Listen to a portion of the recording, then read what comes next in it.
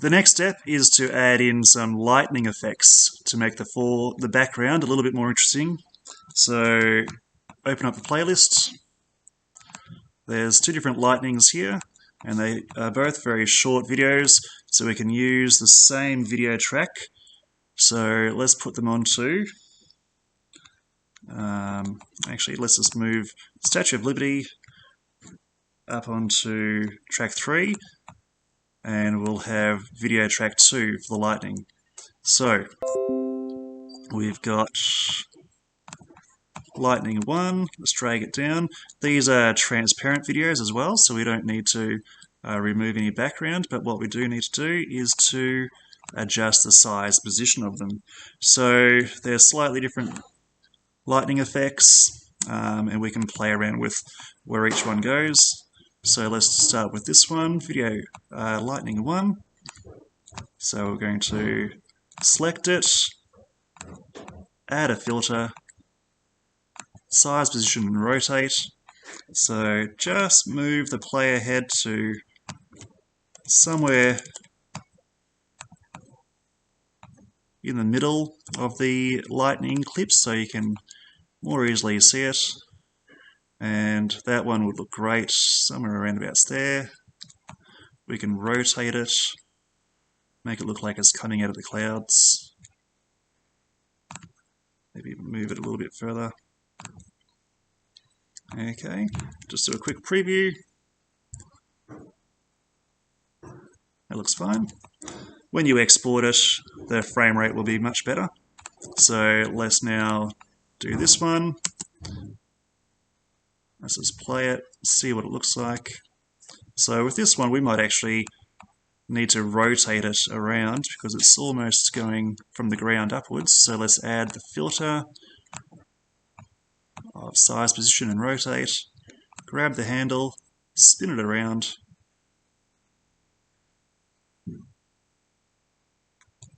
Something like that. Move it over here. I think we might shrink it down a little bit as well. A little bit more.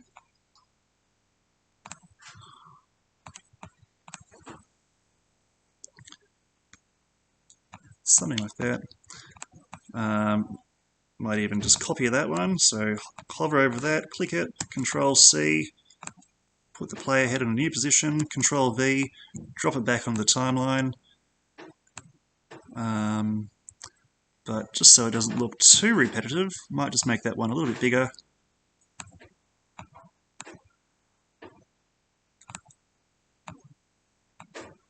And let's just maybe move its position a little bit. Okay, so we've got a few lightning effects there, just to add some interest to the background. Really make that scene very post-apocalyptic. I don't think you can add in too many different lighting effects there, but what we might do is add in one more in video track 8 so that it looks like it's actually coming into the foreground a little bit. So you choose whichever lightning you want. I'm going to put in lightning 2 here, somewhere around about there. Like we keep saying, it's just a matter of experimenting with what looks best where. So there it is. It's going a strange direction, so let's rotate it.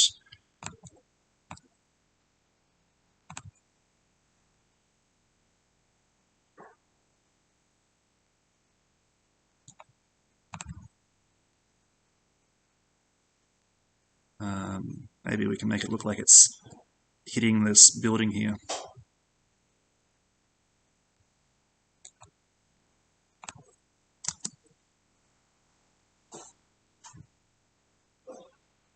Okay, that'll be fine.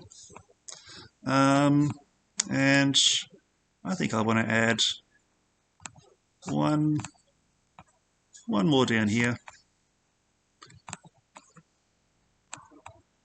Might add in that second one. I'm going to put some lightning over there. So filters, rotate. I'm going to shrink this one down. Put it over here. rotate it around.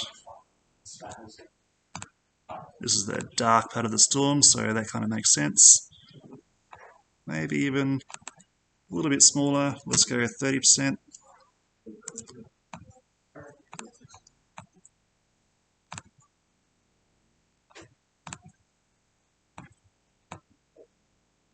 Looks better if it's going straight down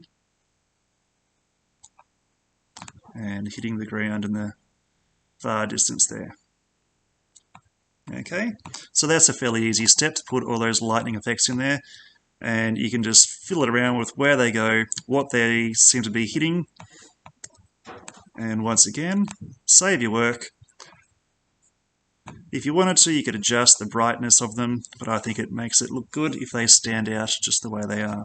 So that was a very easy step. The last step will be to add in a car and make it go across the foreground here. And while we're here, just looking at that foreground, now that we've got a fair few other elements in there, we can actually change that foreground to be a little bit darker. So let's find where we've got that. The dry desert. Let's add in a brightness filter. Darken it. That's looking a little bit better.